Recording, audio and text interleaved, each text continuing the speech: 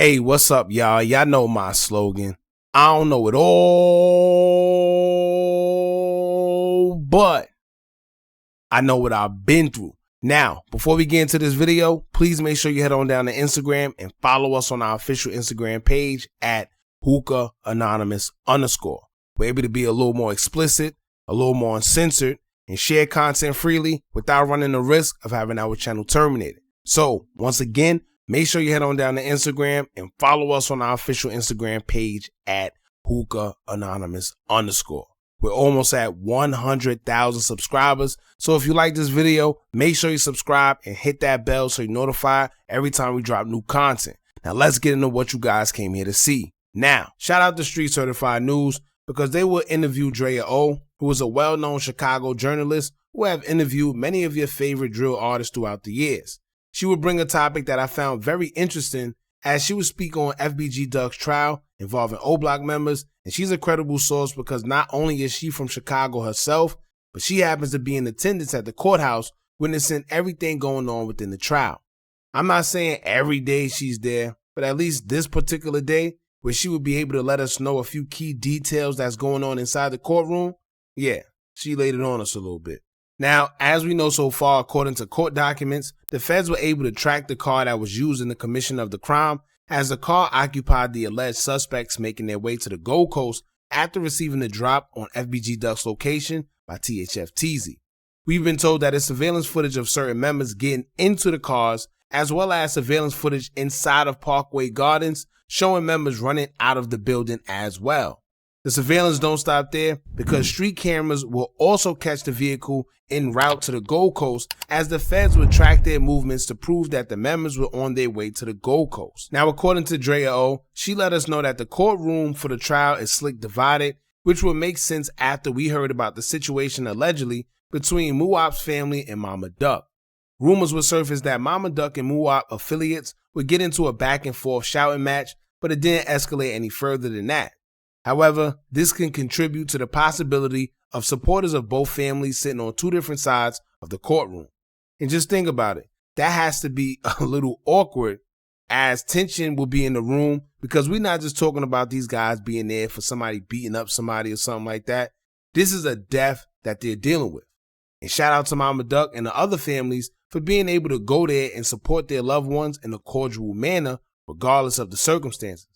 Now, although we already know that law enforcement has video of the alleged suspects getting into the vehicles, leaving Parkway Gardens and then returning, Drea would mention that this is where they're at in the trial, where they're releasing the footage right now and showing all the court goers and asking them questions about the surveillance footage.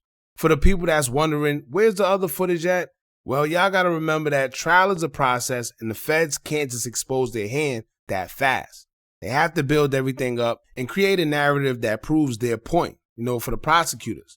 So right now, what they're doing is showing people everything they have footage-wise from the beginning as it leads up to the ending and whatever other surveillance footage that they have that they're going to show in the future, which is when we'll see the infamous footage of the shooting that took place that everybody want to see. And I don't know why, but as y'all know, negativity spreads faster than anything and people are entertained by controversy. But first, they have to take everything step by step and prove why they feel the suspects they got in custody are in fact the guys that they are looking for. Also, I'm sure they're using timestamps to further prove their accusations against the OBlock members, as they'll track how long it took for them to leave Parkway Gardens, approximately what time they got to the Gold Coast, then how long the incident actually took, and also record the time that they returned back to Parkway Gardens after everything was said and done. Now, here's the part that's interesting the most to me, as Drea will reveal an exclusive for us that none of us heard about in this case, and I don't know why, because I find it to be very pivotal. But on their way back to Parkway Gardens, Drea will reveal that surveillance footage showed that the OBlock members actually got stopped by the police as they were pulling into Parkway Gardens, and the officer will pull up right behind them. On surveillance, you can see the cop telling them something, but you can't make out what he was saying because there's no audio, so it's no telling if he was really stopping them for something wrong or not. But he's seen communicating with the OBlock members for a short period of time, and then he proceeds to get back into his car and just drive away. Now, here's my question. Being that the cop is on camera, pulling these guys over, but then letting them go, does he get in any type of trouble for that, or is he questioned about it? Like, is he questioned for his observation on why he pulled up behind him?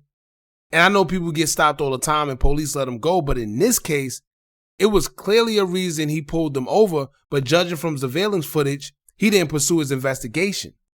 So why didn't he pursue his investigation? Or why did he even stop them in the first place?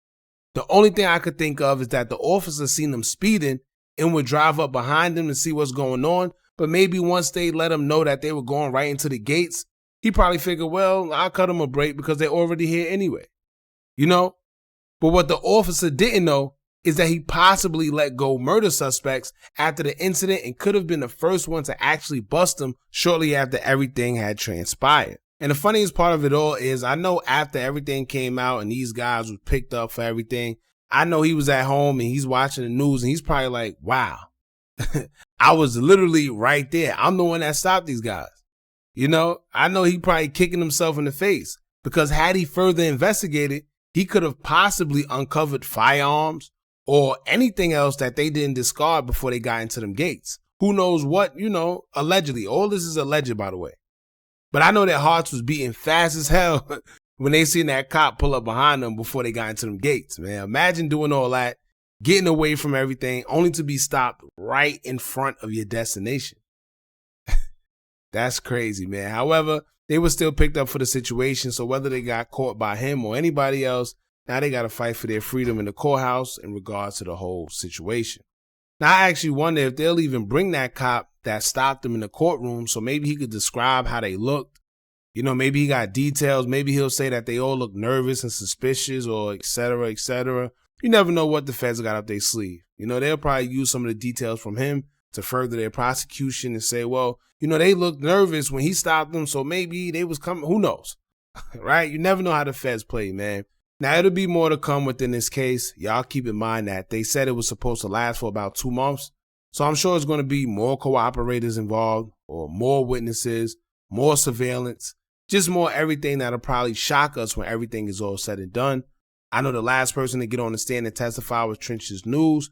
We learned that he was giving cash payments to pretty much offer information. We learned that little Dave was also offered cash payments of up to $20,000 just to offer what he knows. You know, the cops is playing dirty, man. They giving these guys $20,000. And these are the same guys that crash out by themselves for free. So imagine what they'll do for $20,000. It's just crazy, man. Now, like I said, when it comes to Trench's News, he already took the stand, but he took the mask off. He was cracking a whole bunch of jokes in the courtrooms, as the report stated. He'll be cross-examined on Monday, December 4th, 2023. So I guess we'll just have to stay tuned for that. As of right now, as more stuff come out in regards to the case that are somewhat meaningful, I'll continue to keep you guys updated because it's a lot of stuff people are just throwing out there for fluff, talking about old stuff that's already been talked about, you know, all for the sake of views and subscribers and all that. And when it comes to this whole situation, I feel we done pretty much covered everything there is to cover, you know, anything that's major and everything that's conducive to the case. You know, everything else is, you know, meaningless and repetitive. You know, people saying the same thing. Now, we want the new information. Anything that's new and come out, you know, I'll try to update you guys. So at the end of the day, man, y'all just jump in the comments. Let me know what y'all feel about this. Don't forget to like, comment, share, and subscribe. Hit that bell so you're notified every time we drop new content. And remember, as long as you keep on watching, I'm going to keep on dropping. And I'm out.